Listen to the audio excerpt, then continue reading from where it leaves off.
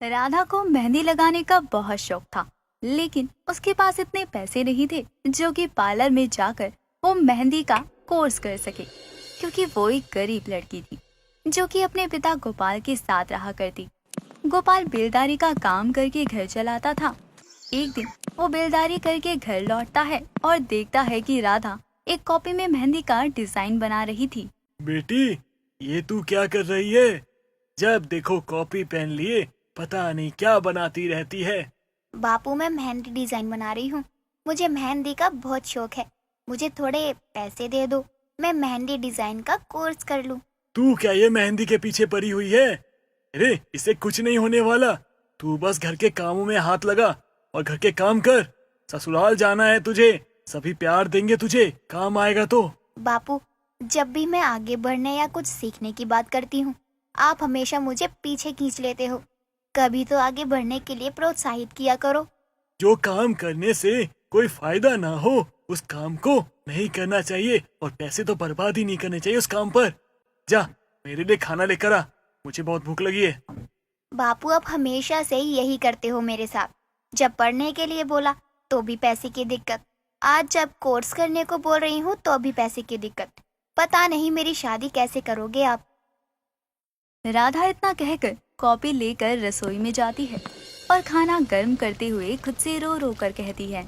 इसलिए कहते हैं कि बेटी के ऊपर माँ का साया होना बहुत जरूरी है।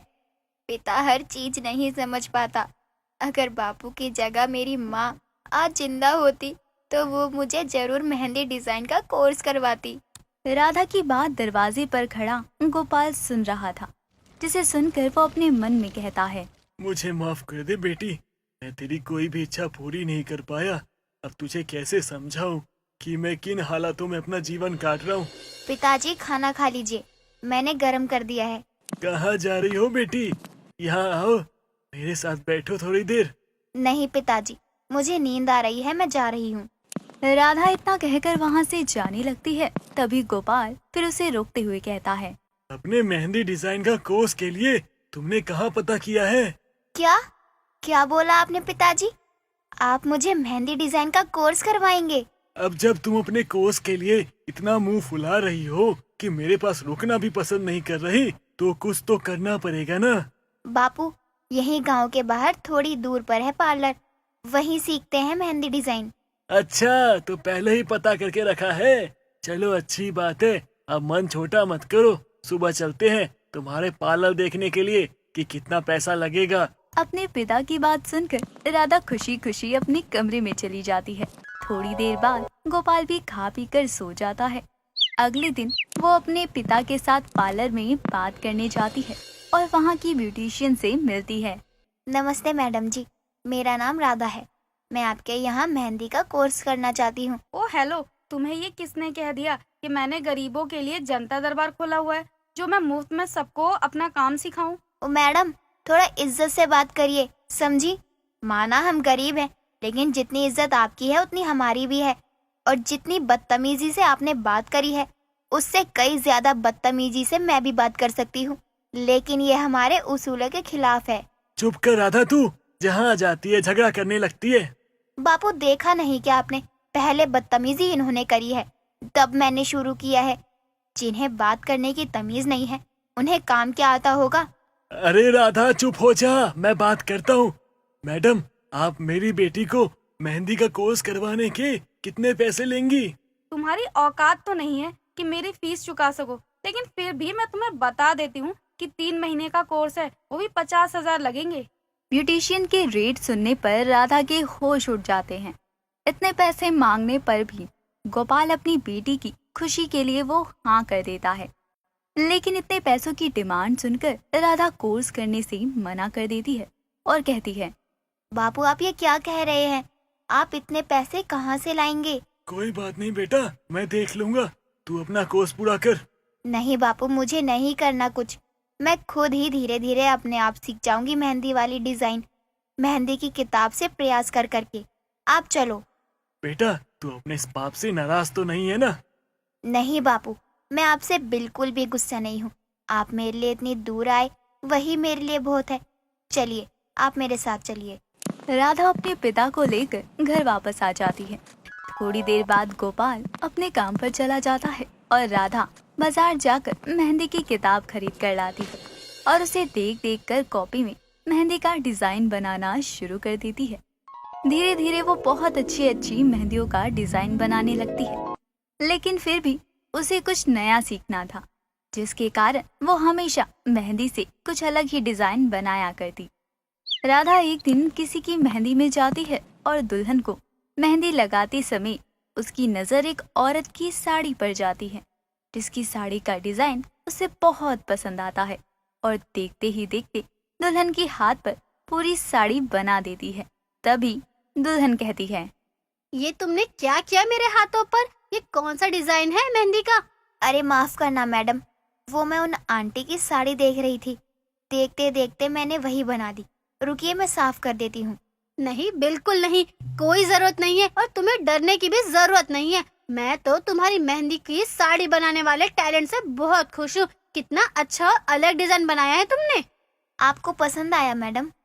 पसंद नहीं, बहुत बहुत पसंद आया। ये मेहंदी साड़ी डिजाइन तो अच्छे से अच्छे कोर्स वाले भी नहीं कर पाते। तुमने कहाँ से कोर्स किया है मेहंदी का?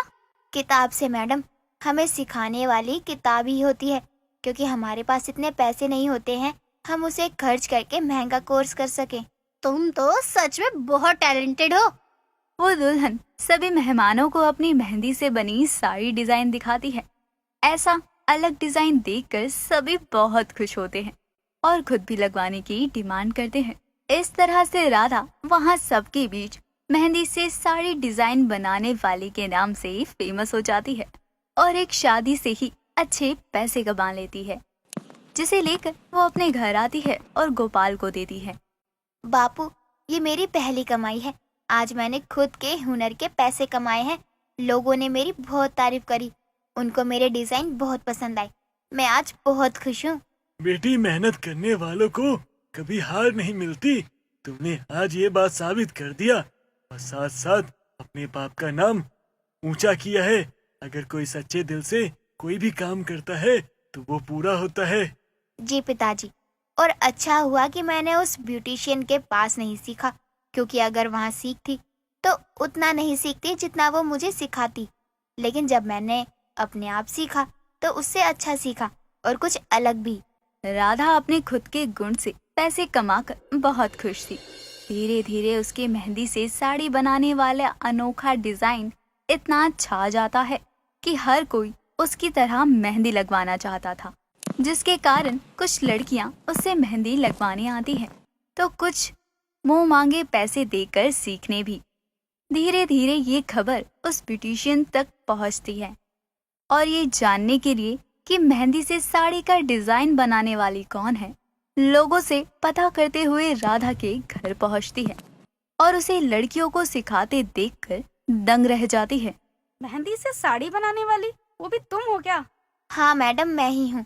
उस दिन आपने जो किया मेरे साथ, उसका उस टाइम तो मुझे बहुत बुरा लगा, लेकिन अब मैं बहुत खुश हूँ, क्योंकि अगर आप ऐसा नहीं करती या ऐसा नहीं बोलती तो मैं शायद जहाँ हूँ यहाँ कभी नहीं पहुँच पाती।